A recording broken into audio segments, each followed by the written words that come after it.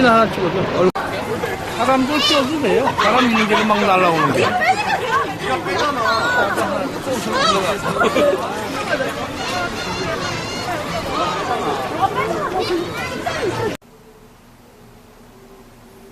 안녕하십니까. 예수 강림교회를 담당하는 서만서 목사입니다. 반갑습니다. 오늘은 요한계시록 8장 9장 말씀을 중심으로 4차 세계대전에 대해서 말씀드리겠습니다. 4차 세계대전. 인류의 모든 사람들은 바로 3차 세계대전밖에 생각하지 않습니다. 그런데 우리가 요한계시록을 자세히 살펴보면 바로 4차 세계대전도 나온다는 것입니다. 우리가 6장에 보게 되면 큰 환란의 시작을 통해서, 그러니까 7년 대환란 직전, 그러니까 큰 환란 시작과 7년 대환란 직전에 인류는 3차 세계대전을 경험하게 됩니다. 3차 세계대전. 칼과 흉령과 사망과 땅의 짐승으로서 인류의 전체의 4분의 1이 전쟁의 참화를 겪습니다. 바로 그 이후에 7년 대환란 전반기에 7년 대환란 전반기 후반부, 그러니까 전반기의 맨 끝부분에 여섯째 나팔재앙 때 제4차 세계대전이 반발한다는 것입니다. 그러면 8장과 9장 말씀을 중심으로 첫째 나팔재앙부터 여섯째 나팔재앙, 이것을 순차적으로 말씀드리고자 합니다.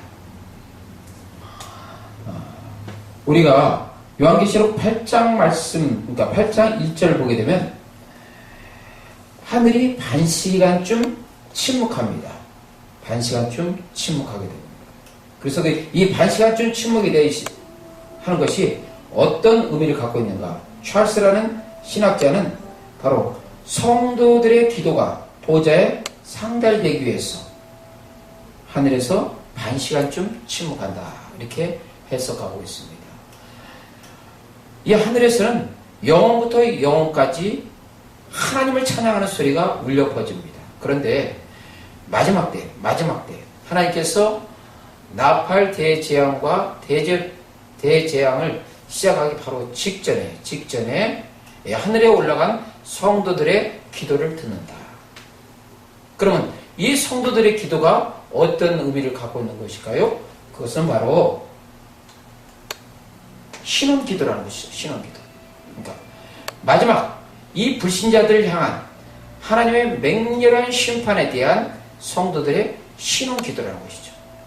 그 신원기도를 들으시고 하나님께서 마지막 때에 나팔재앙과 대접재앙을 행하신다는 것입니다.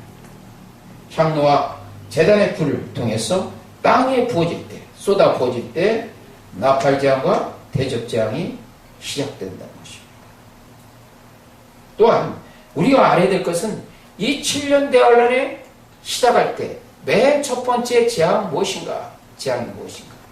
그것은 바로 바람재앙이라는 것입니다. 바람재앙. 우리가 요한계시록 7장 1절에서 3절 말씀 보게 되면 땅 네 곳에서 이 바람을 관리하는 천사가 있습니다. 바람을 관리하는 천사.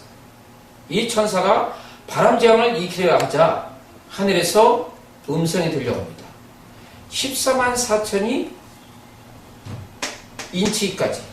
인치까지 바람재앙을 유보하라. 바람재앙을 유보하라는 음성이 들려옵니다. 그렇다면 14만 4천의 인침이 맞춘 후에 뭐가 나타날까요? 당연히 바람재앙이 시작되는 것입니다. 그래서 이 바람재앙은 7년 대환의 시작을 알리는 어마어마한 재앙이다. 그러면 이 바람재앙의 강도는 어느 정도 될까요? 제가 추측하기는 이 바람재앙의 강도는 바로 허리케인의 10배 이상 되지 않은가, 그런 생각이 됩니다. 그러면 자동차, 그 다음에 기초가 약한 건물들은 다 날아가게 되죠. 사람도 날아갈 것입니다. 그러니까 어마어마한 이 바람이 지구촌 전역에 불 때, 그때 그 당시에 휴거되지 못하고 땅에 남는 모든 지구촌 사람들은 그 끔찍한 바람재앙을 당하게 될 것입니다. 자, 다음으로 첫째 나팔 대재앙에 대해서 말씀드리고자 합니다. 첫 번째 나팔 대재앙. 첫 번째 나팔 대재앙은 요한계시록 8장 6절에서 7절 말씀이 언급되고 있습니다. 그때 첫 번째 나팔 대장이 불자 피 섞인 우박과 불이 바로 하늘에서 떨어집니다. 피 섞인 우박과 불이 하늘에서 떨어지고 그걸로 인해 가지고 땅과 수목과 풀의 3분의 1이 따릅니다. 땅과 수목과 푸른 풀의 얼마? 3분의 1이 땅이 탑니다. 그런데 사실상 땅과 수목과 풀의 3분의 1이라는 것은 3분의 1에 국한되는 것이 아닙니다. 지구촌 전역이 화염의 질서입니다. 아마 이때 이 지구의 허파라는 아마존 강에 유역하고 있는 수많은 풀들과 나무들이 소실될 겁니다. 그리고 지구촌 전역에 있는 나무들이 다 불탈 것입니다. 나무만 타는 것이 아니죠. 수많은 건물들도 이 하늘에서 떨어진 불에 인해 가지고 상당수가 소실될 겁니다. 그렇다면 이 첫 번째 재앙부터 지구촌 전역이 불타오르게 되고 그것뿐만 아니죠. 어떤 건물들이나 수목이 불타면 어떻습니까? 검은 연기가 치솟죠. 그러면 지구촌에 사는 사람들은 제대로 호흡하기도 곤란할 것입니다. 그것뿐만 아닙니다. 이 불이 땅에 떨어지고 농작물에 떨어지면 어때요? 수많은 농작물이 다 소실이 된다는 것이죠. 생각해 보세요. 지구촌 식량의 약 한 5% 정도만 부족해도 지구촌 전역이 식량난이 일어납니다. 그런데 이 첫 번째 나팔 재앙은 5% 수준이 아니에요. 지구촌에 있는 3분의 1이 다 탄다는 거예요. 식량이 다 타버린다는 거예요. 그러면 이 첫 번째 나팔 재앙부터 지구촌 사람들은 바로 지근을 당하게 되고 식량난에서 어마어마한 우리가 상상을 초월하는 어마어마한 고통을 당하게 된다는 것이죠. 그러기에 나팔 재앙과 대제업 재앙은 하나님의 맹렬한 심판이다. 이 첫 번째에서부터 여섯째까지, 넷째까지 떨어지는 이 재앙하고는 비교조차가 되지 않습니다.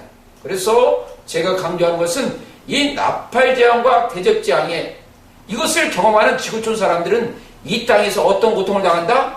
지옥 같은 고통을 당한다.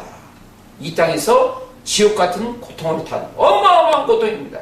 첫 번째 재앙이 이 바람 재앙서부터 시작했어. 헤리케인의 10배 이상 강한 강도의 강한 바람이 지구촌 전역을 붓고 그것이 끝나자마자 뭡니까? 첫 번째 나팔 재앙이 돼서 하늘에서 불이 떨어짐을 통해서 수많은 가옥들이 다 불타버리고 농작물이 타버리고 수목들이 타버리고 지구촌 전역에 검은 화염이 솟구친다는 것이죠.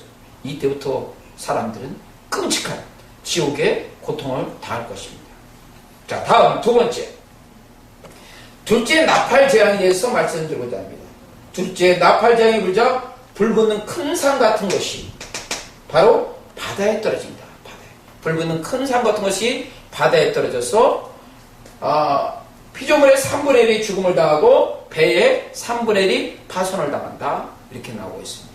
첫 번째 우리가 관심 있는 것은 그러면 불붙는 큰 산 이것이 무엇이냐?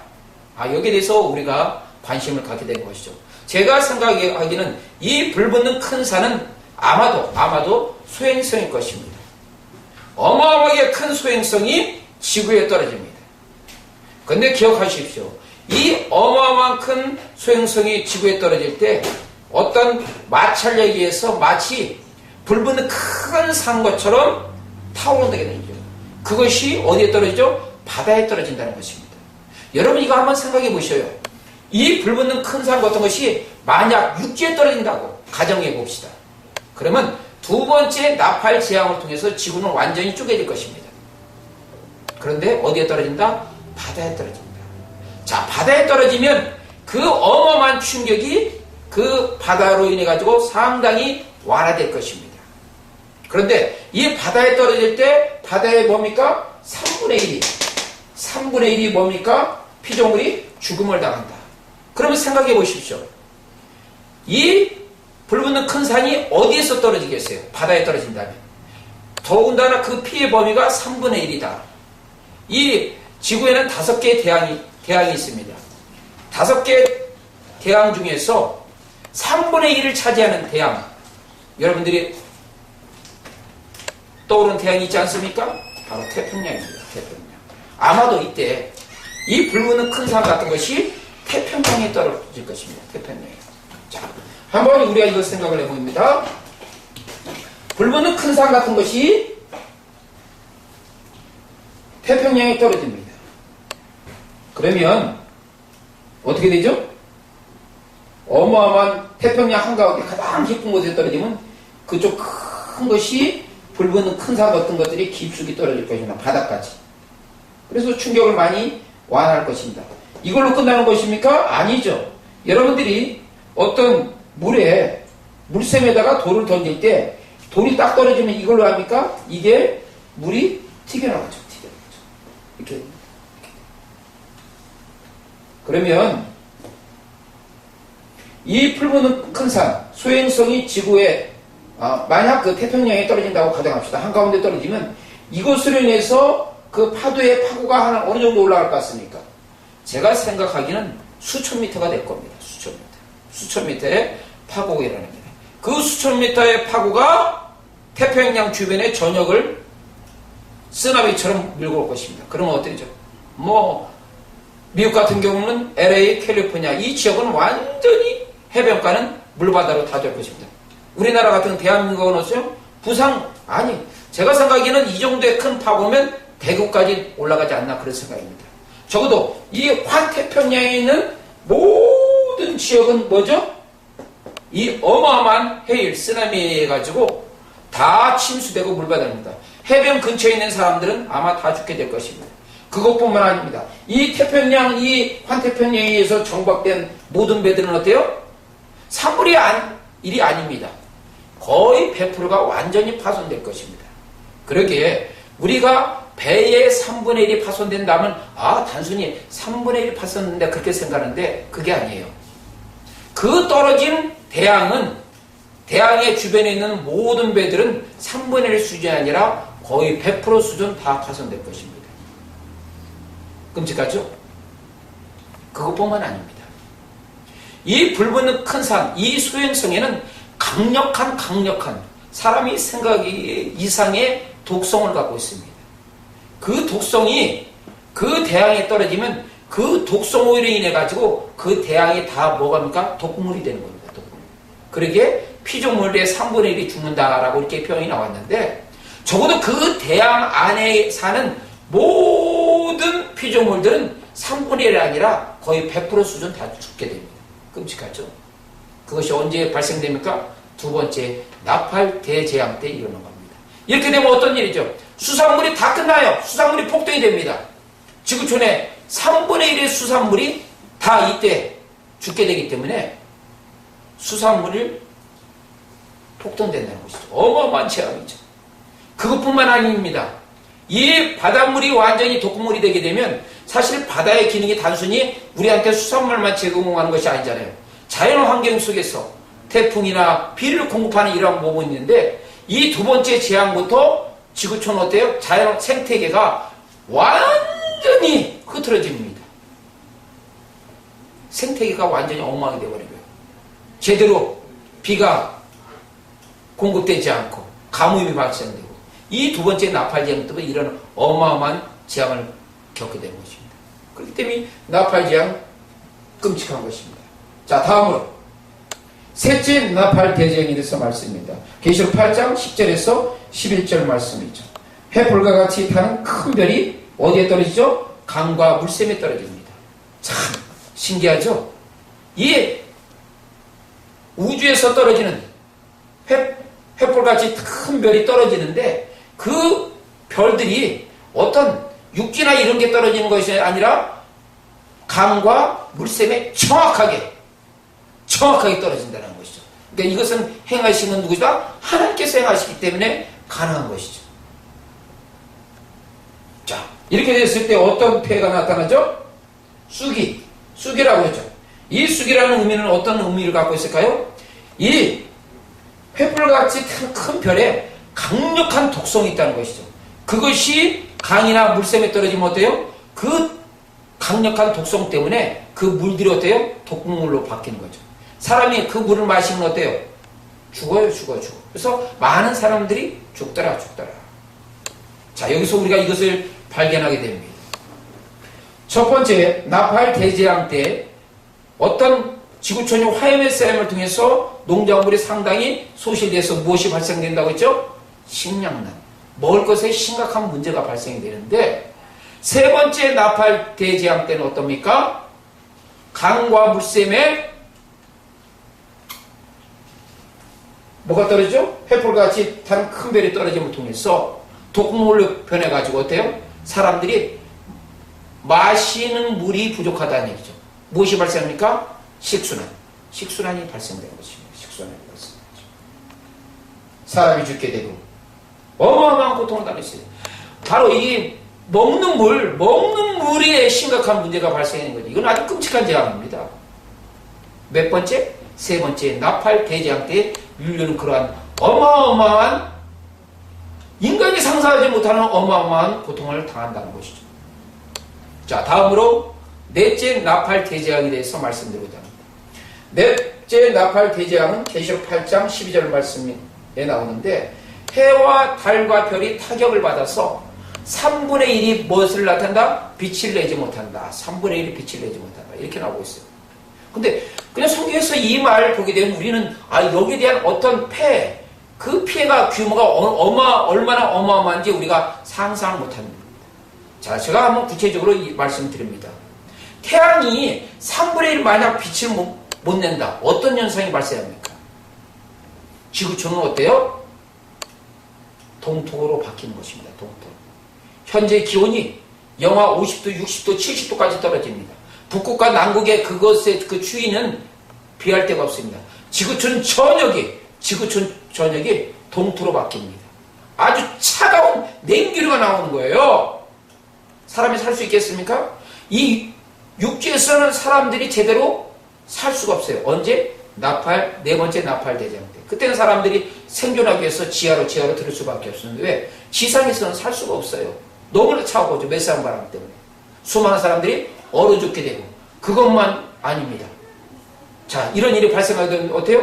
수많은 농작물이, 지구촌에 있는 수많은 농작물이 어떤 일이 발생합니까? 다 얼어붙어요. 농작물이 얼어붙어요. 그럼 어때요? 자연 속에 또다시 식량난이 발생하는 거죠. 첫 번째 나팔 대재앙 때 인류는 식량난을 경험했는데, 넷째 나팔 대재앙에도 또다시 무엇을 경험합니까? 식량난을 당한다는 것이죠. 인간이 상상하기 어려운 거예요. 이것이 바로 7년 대화하는 전반기에 발생하는 일인 것입니다. 여러분들 이것을 당하고 싶습니까? 이것을 당하지 않기 위해서는 어떠죠? 우리가 곧 다시 오실 예수님 잘 믿고 천국 가는 길밖에 없는 것입니다. 다음으로 다섯째 나팔 대재앙에 대해서 말씀드리자 합니다. 계시록 9장 1절에서 6절에 보면 그것은 뭘로죠? 황충재앙이라고 말하고 있습니다. 황충재앙. 황충재앙은 어떤 재앙입니까? 마귀적 재앙이에요. 그러니까 사람이 인간이 상상 못할 최고의 고통을 당한다. 그것이 무슨 재앙이요? 황충재앙이에요. 몇 달 동안 당하죠? 5달 동안 당합니다. 이때는 인간이 너무나 고통을 심하기 때문에 스스로 혀를 깨물고 죽고 싶어도 죽지 못하는 재앙이 무슨 재앙입니까? 황충재앙.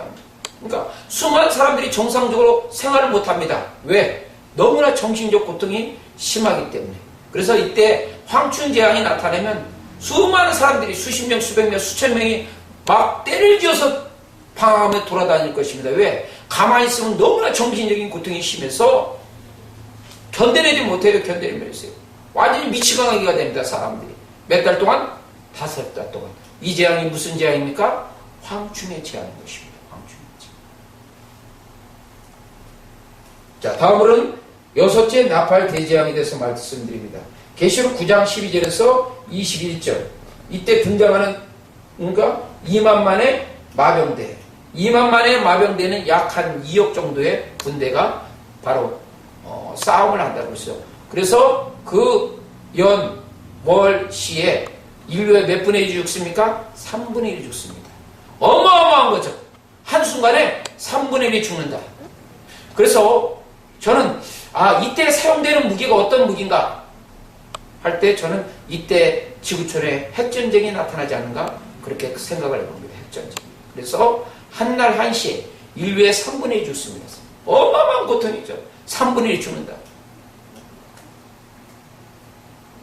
그래서 그 전쟁을 무슨 전쟁이라? 4차 세계대전. 4차 세계대전이라고 말합니다. 자, 인류는 지금까지 3차 세계대전밖에 생각을 못했습니다. 근데 3차 세계대전은 언제 일어납니까? 바로 7년 대환란 직전, 그러니까 큰 환란이 시작됐을 때 3차 세계대전이 일어난다고 제가 전에 6장을 강의를 통해서 말씀드렸습니다. 그런데 4차 세계대전은 언제 일어난다? 바로 2만 만의 군대에 의해서 바로 4차 세계대전이 일어나는데 그 연, 월, 시에 인류의 몇 분의 1이 죽는다? 3분의 1이 죽습니다. 3분의 1. 어마어마한 거예요. 이때 핵전쟁이 반발의 가능성이 큽니다. 자, 그렇다면 4차 세계대전의 원인이 무엇일까요? 4차 세계대전의 원인은 제가 첫 번째 나팔 대장서부터 다섯 번째 나팔 대장에 대해서 어느 정도 제가 말씀을 드렸어요. 어떤 원인이죠? 당연히 식량난. 먹을 것이 없으니까 전쟁이 일어난 거예요. 나라와 나라 사이에 전쟁이 일어난 겁니다. 또 어떤 것 때문입니까? 식수난, 물전쟁이죠. 물전쟁.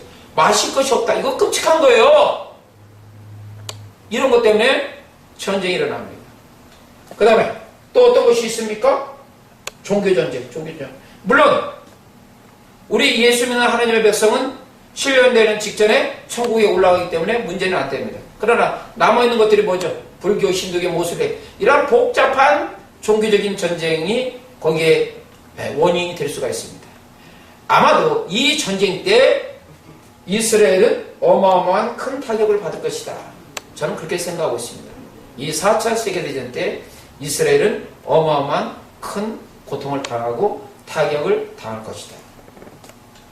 자, 그럼에도 불구하고 9장 후반부에 그러한 지구촌 사람들이 이 어마어마한 나팔 대재앙을 경험하고 나서 그들의 반응은 뭐죠? 그들의 반응은 회개하지 않는다는 거예요. 그들의 죄악 때문에 하나님께서 심판하셨는데 여전히 회개하지 않고 여전히 뭐합니까? 우상 숭배하고 여전히 하나님을 대적한다. 안타까운 일이죠. 이러한 대재앙을 통해서 그들이 깨닫기를 원하셨는데 그들은 여전히 회개하지 않고 여전히 우상 숭배하고 어떻습니까? 여전히 하나님을 대적한다. 안타까운 일이다. 안타까우죠. 그러한 나팔 대재앙이 언제 일어난다? 7년 대환란 전반기 3년만 동안 일어나고 있습니다. 3년만. 이 대재앙은 어떤 일이야? 지구촌 사람들이 이 땅에서 무슨 고통? 지옥에서 당하는 고통을 여기서 당하는 거죠. 자, 말씀을 정리합니다. 하나님을 믿는 백성, 하나님의 자녀는 이때 어떻게 살아야 될까요? 다시 올 예수님을 어떤 자세로 맞이할까요? 날마다 회개하십시오. 날마다 죄악을 회개하십시오. 그리고 열심히 기도하십시오. 열심히 전도하십시오.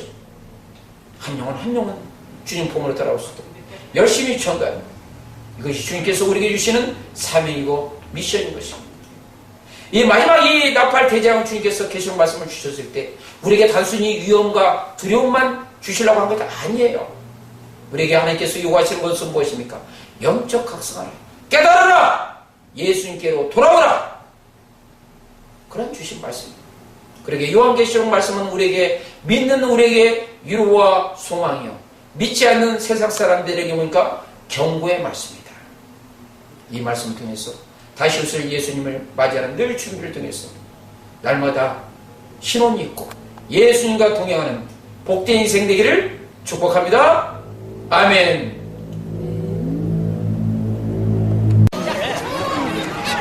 이것을 자르면 돼. 이렇게 자르면